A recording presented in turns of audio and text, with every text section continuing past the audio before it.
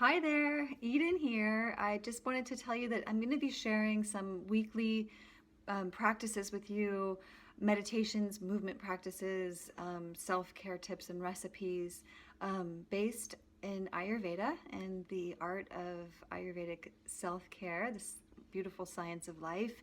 I'll be focusing on hormonal health and women's health. We'll be looking at our cycles and understanding and connecting to our cycles more deeply, taking care of ourselves, nourishing ourselves throughout our cycles and menstruation, and also through pregnancy and postpartum, as well as perimenopause and menopause. So that's a lot, but I've really been on a journey with those things as a woman, as I'm sure many of you have too, and either one of those three or all of the above. And I have come to discover these beautiful practices and deeper knowledge, and having to actually unlearn some of the stuff that I have learned from this, mainstream modern culture. That some of it hasn't been so helpful, and relearn this ability to reconnect with my body in a deeper way, to connect with its innate wisdom, its inner healing capacity, its inner medicine, and its deep connection to the rhythms and cycles of Mother Nature that not just women, but all of us have, but women have especially through these seasons of life that we go through, whether or not we choose to have children. And I'll just share a little bit of background about why I'm so passionate about this topic of women's health and hormonal health. And partly it's because I'm a woman and I have this body. Why not learn about it and love it and treat it with honor and respect? But I didn't come to this until I was 35. So I was no spring chicken. And so what happened was I got pregnant. Unplanned pregnancy. I was falling in love with my partner, who I'm still with and who is the father of my two children now. And it was a very beautiful experience of falling in love.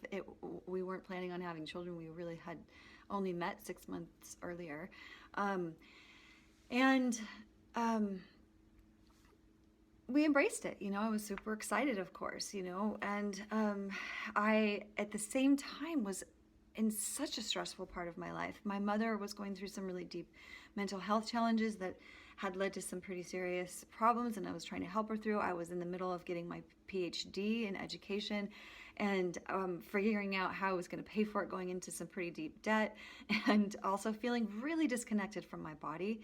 And even as somebody who'd been practicing yoga for 15 years at that time and a lifelong dancer, I really hadn't connected to the wisdom of my body or to the wisdom of my cycle, and hadn't really learned to slow down, to pause, to reflect, to connect to this way that it allows us to understand our connection to the rhythms and cycles of Mother Nature.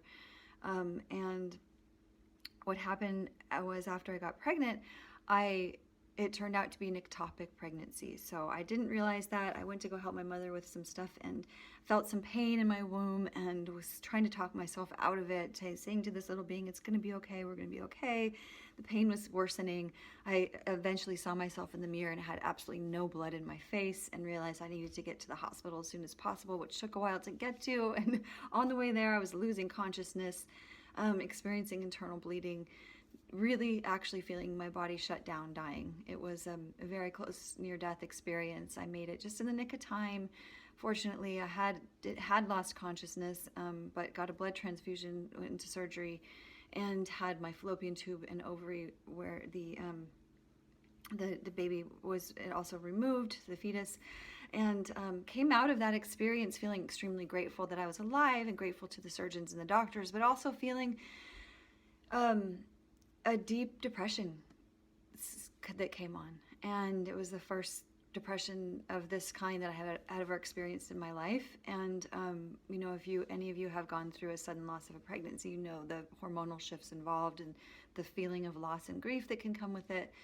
And also, in my experience, what I felt was this need to peel back some of the layers of what I had learned that wasn't serving me, and really reconnect with my body's wisdom and understand that I hadn't been treating my body with reverence and kindness or compassion and respect for a good part of my life, and hadn't really set clear boundaries in some ways as a result.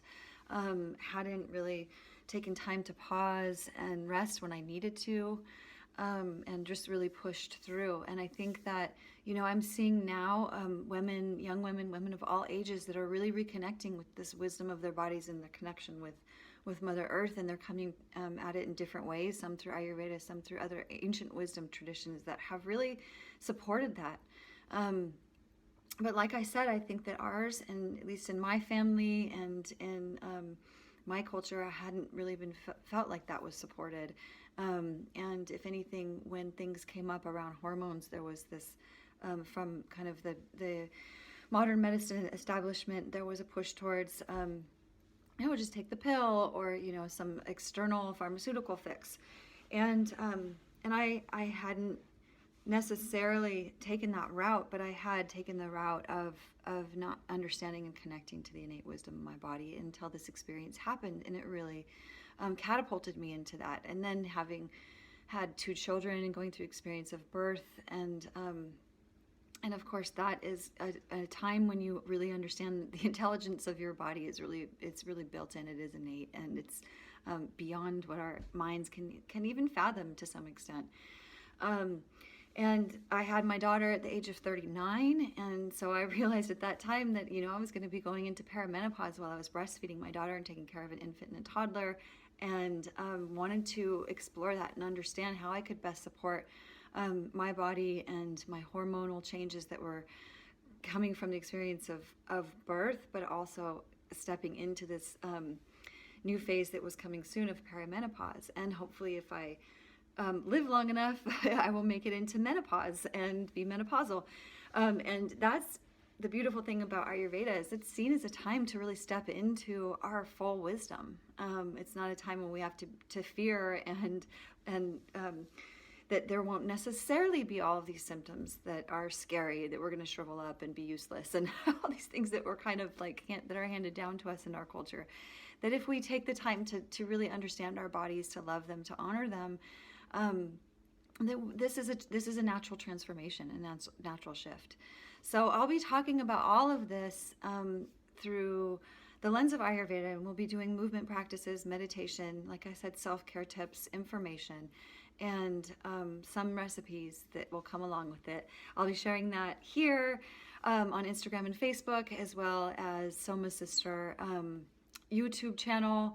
And you can learn more on my website, Soma Sister, SOMASISTER, if you'd like.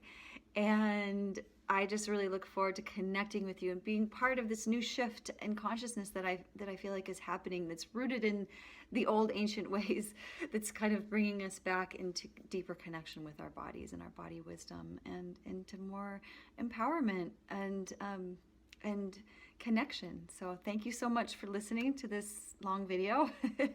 I hope that we'll stay in touch about all of this.